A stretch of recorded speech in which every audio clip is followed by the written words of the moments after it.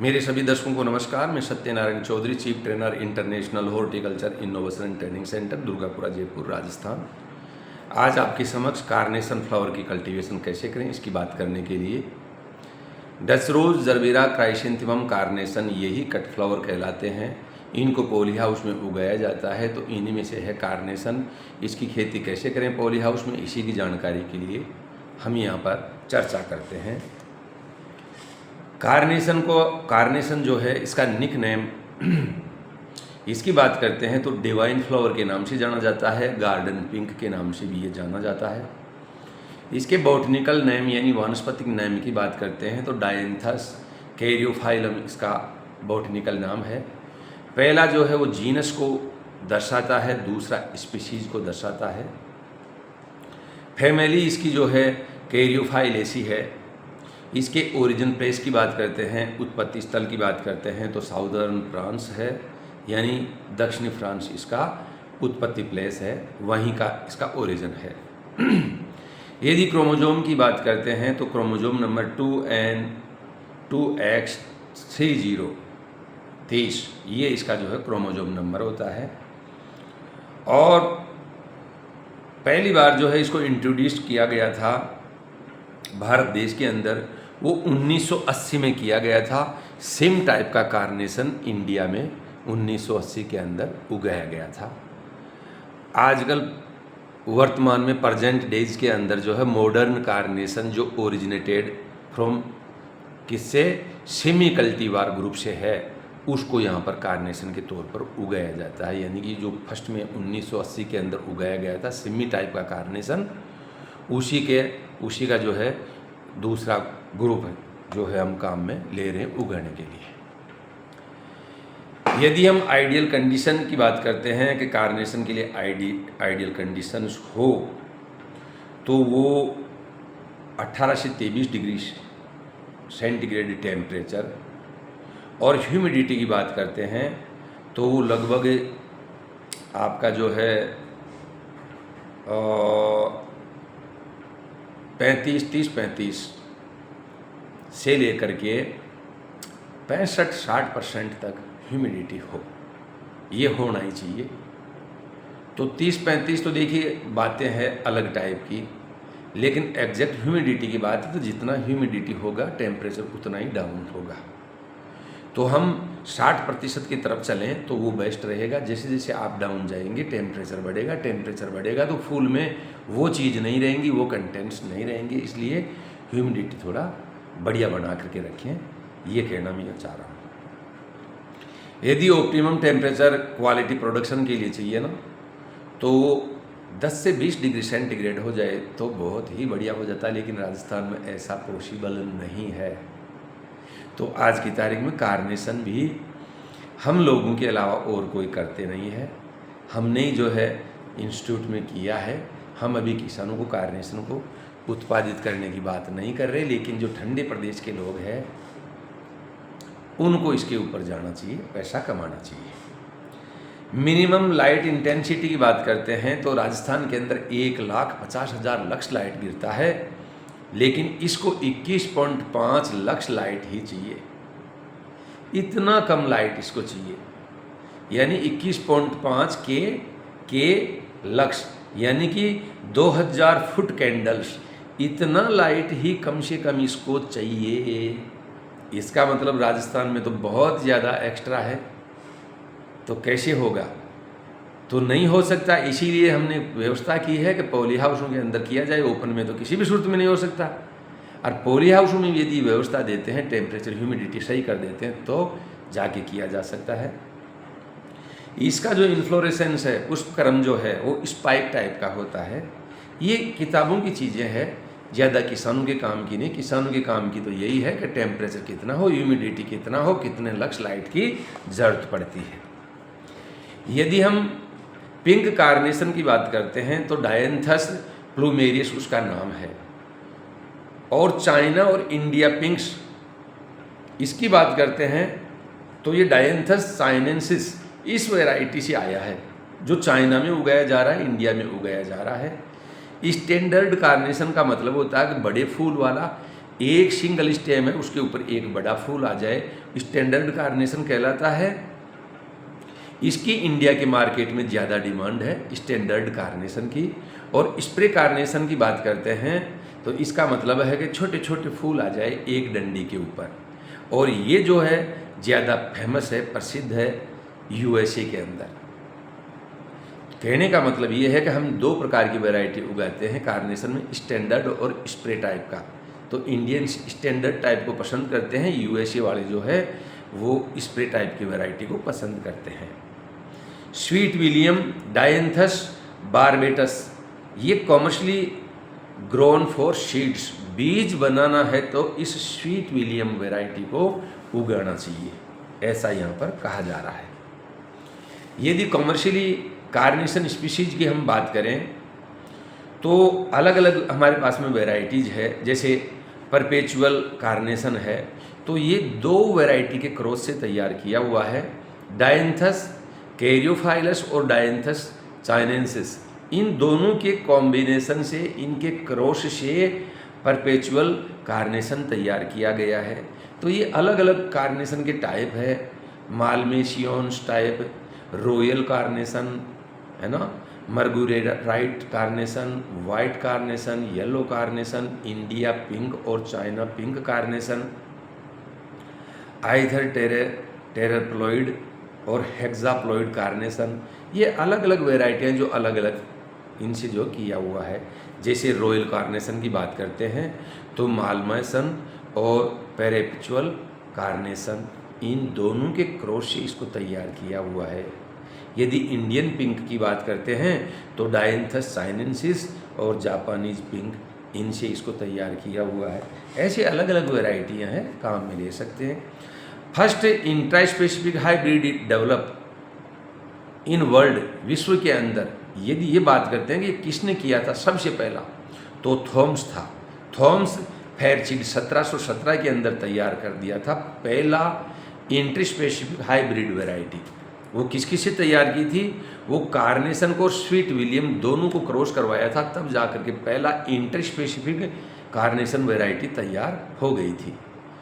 Major work carnation के ऊपर उसकी सुधार के लिए किया गया है तो वो यूएसए में, फ्रांस में किया गया है, यानी वही लोग फूलों को ज़्यादा उगाते हैं। पाइनियर कार्नेशन ब्रीडर की यदि हम बात करते हैं तो मोंटेगू एलोवुड, ये साइंटिस्ट जो है उसको माना जाता है। Popular carnation type in India यदि ऐसी बात करते हैं कौन है, तो क्लॉसेंटेड मार्गुराइट कार्नेशन, ये पॉपुलर कार्नेशन में आता है, यानी कि ये ज़्यादा प्रसिद्ध है कार्नेशन के अंदर भी। यदि मार्गरेट टाइप ऑफ कार्नेशन की बात करते हैं तो ये सर्दी के अंदर उगाया जाता है, विंटर में, और विंटर एनुअल फ्लावर के नाम से। एनुअल तो आप जानते ही हैं कि वार्षिक, यानी कि 3 साल के लिए चलता है, तो वो एनुअल तो है ही है। स्प्रे कार्नेशन जो है वो गर्म जलवायु को भी सहन कर लेता है, वार्मर टेम्परेचर है ज़्यादा, उसको वो सहन कर लेता है। इसीलिए हम इंडियंस जो है स्प्रे कार्नेशन की ज़्यादा बात करते हैं। यदि इसकी वैरायटीज़ की बात करते हैं, IIHR Indian institute of horticulture research, तो अर्का फ्लेम और अर्का तेजस वैरायटी IIHR द्वारा कार्नेशन की निकाली हुई है। ग्रीन हाउस के लिए अच्छी वैरायटियाँ जो सूटेबल वैरायटीज है उनकी बात करते हैं तो वाइट कलर यदि आप उगाना चाहते हैं तो वाइट सिम के नाम से वैरायटी आती है, उसको लीजिए। यदि आप पिंक कलर करना चाहते हैं तो पिंक सिम के नाम से उसको लीजिए। स्कारलेट कलर आप लेना चाहते हैं तो विलियम सिम या किंग कार्डिनल, ये वैरायटी काम में ले सकते हैं। यदि पीले कलर की फूल वाली आप वैरायटी लेना चाहते हैं कार्नेशन का उत्पादन, तो किंग मिडास और गोल्डन वंडर, इस वैरायटी को आप जो है काम में ले सकते हैं।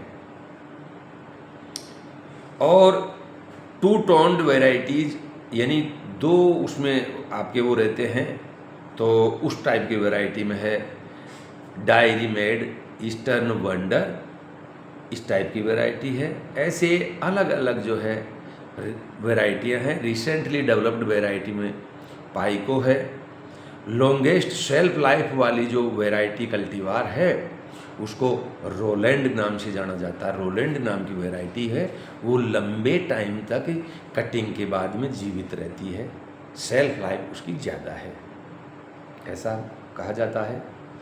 और रेजिस्टेंट टू फ्यूजेरियम विल्ट, इसमें एक बीमारी आती है फ्यूजेरियम विल्ट, यानी पौधा है और वो चलते चलते जो है बीमार होकर के गिर जाता है, ये समस्या इसमें ज़्यादा आती है। उसके प्रति प्रतिरोधक क्षमता रखने वाली यदि आप वैरायटी लेना चाहते हैं तो वो है अरबेल और स्कारलेट, ये 2 वैरायटियाँ हैं जो इस बीमारी के प्रति रेजिस्टेंसी रखती है, इस बीमारी को आने नहीं देती है।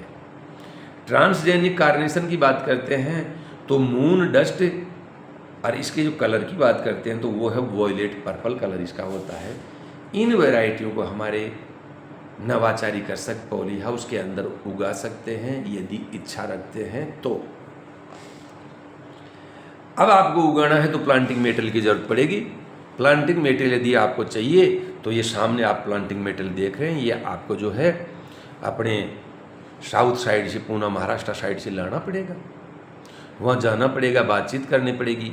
कई लोग हैं जो प्लांटिंग मटेरियल ही केवल तैयार करते हैं, सप्लाई करते हैं। आप जब चाहो तब मंगवाओ, जिस फ्लावर का मंगवाना चाहो मंगवाओ। इसका रेट रहता है 10, 20, 30, 40 रुपये, अलग अलग रेट्स रहती है, उस हिसाब से आप मंगवाइए।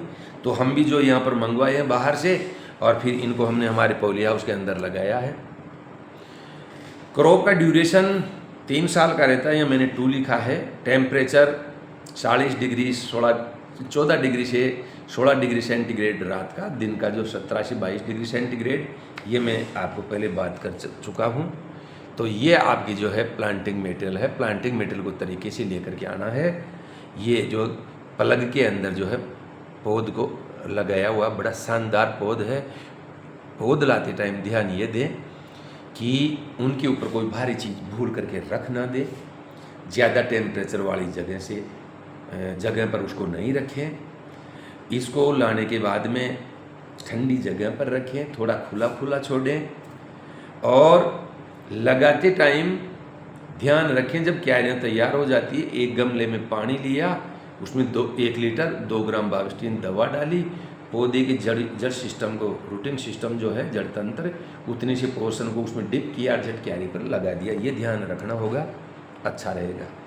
तो मैंने आपको पहले ही बता दिया कि 2 प्रकार की वैरायटी उगाते हैं हम, स्टैंडर्ड टाइप और स्प्रे टाइप। स्टैंडर्ड का मतलब एक ही फूल आए बड़ी साइज का है एक डंठल पर, और एक डंठल यानी स्टेम के ऊपर छोटे छोटे काफ़ी सारे फूल आए, वो स्प्रे टाइप कहलाता है। अपने इंडिया में स्टैंडर्ड टाइप वाले को पसंद ज़्यादा करते हैं। ये प्लांटिंग मटेरियल देखिए कितना बढ़िया तरीके से जो है इनका पैकिंग हो करके आया है। हम मंगवाए और इनको जो है लगाने जा रहे हैं। फिर क्यारियाँ बनानी पड़ती है इनके लिए, और उन क्यारियों के ऊपर, उठी हुई क्यारियों के ऊपर लोहे का जाल या प्लास्टिक की जो रस्सी आती है उसका जाल बना के, क्योंकि जब इसको लगाते हैं ये जैसे जैसे आगे बढ़ता है तो इसका जो डंठल है वो लचीला है होने की वजह से जो है नीचे गिरता है। तो सहारा देने के लिए 2 जाल लगाते हैं, एक जाल को फिक्स कर देते हैं, एक जाल को धीरे धीरे बढ़वार के हिसाब से ऊपर की तरफ उठाते जाते हैं। क्रॉप को, फसल को सहारा मिलता है। ये आपकी स्टैंडर्ड जो वेराइटीज़ की बात करते हैं उसमें आ गई। रेड कलर करना लेना चाहते हैं तो अलग वेराइटी है, pink colour, white colour, yellow colour, cream colour, शेराइन, ऑरेंज, ग्रीन, फैंसी, अलग अलग कलर की अलग अलग वेराइटियां हैं। मार्केट में वेराइटियां भरी पड़ी है। आपको ये देखना है कि मेरे एरिया में कौन से कलर के, कौन से रंग के फूलों को ज़्यादा पसंद किया जाता है लोगों के द्वारा, उसी हिसाब से आप वो वैरायटी ला करके उगाएं और मार्केट में बेचें।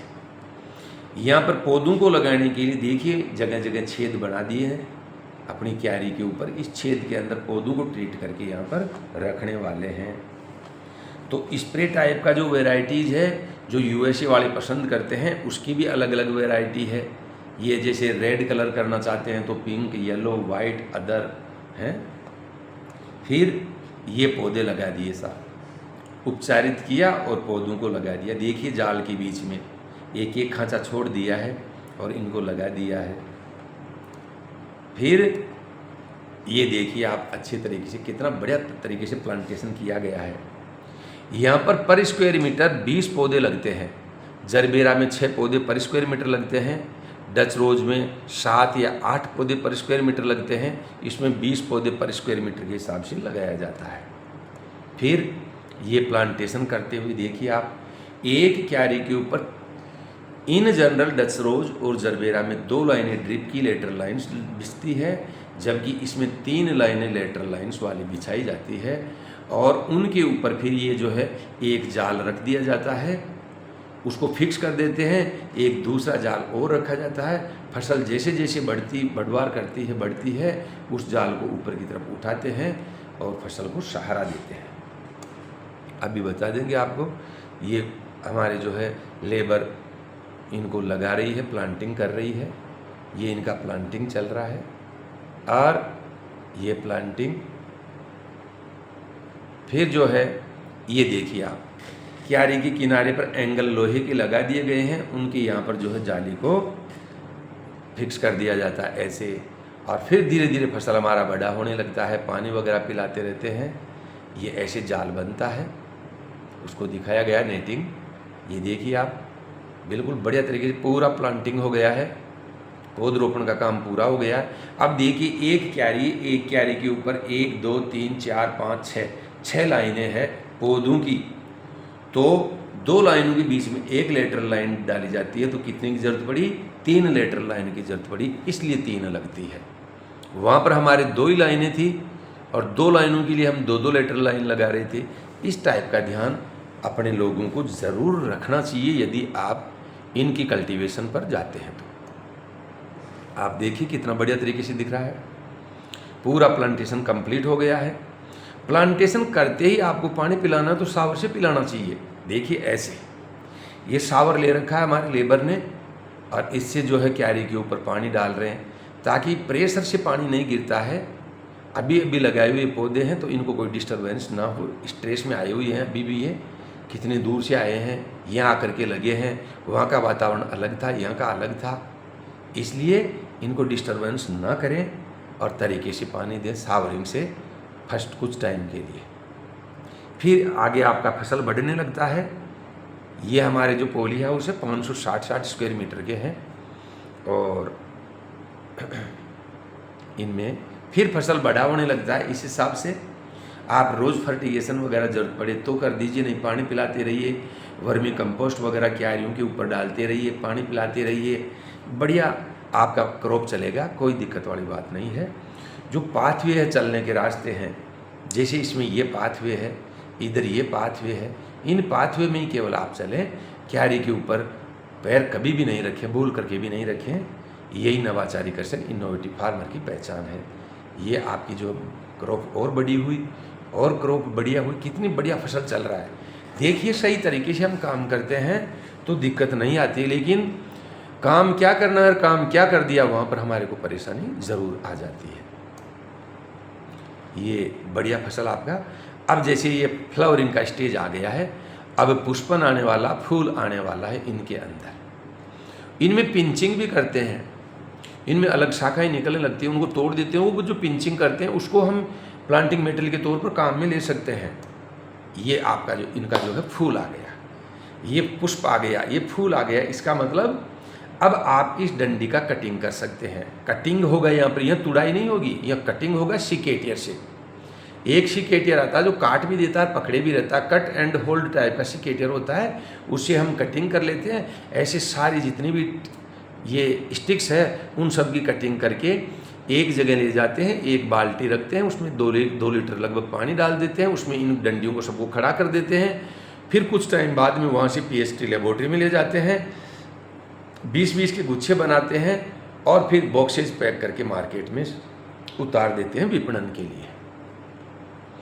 सिंगल पिंचिंग भी की जाती है। देखिए ये अलग अलग पिंचिंग का स्टेज है। पिंचिंग कैसे करें, यानी काट छांट करना पिंचिंग है। और डिश बडिंग भी करते हैं। ये जैसे ये जो पकड़ रखी है लेडी, इसको जो है अपन हटा सकते हैं, है ना। हमें ज़्यादा नहीं लेना है, खूब सारी आ जाए उनमें से हटाना है। तो जैसे दूसरी फसलों के अंदर थिनिंग करते हैं, वैसे इसके अंदर डिश बडिंग कर देते हैं। ये आपका फूल आ गया है। डी शूटिंग भी करते हैं, डी शूटिंग भी वही चीज़ है।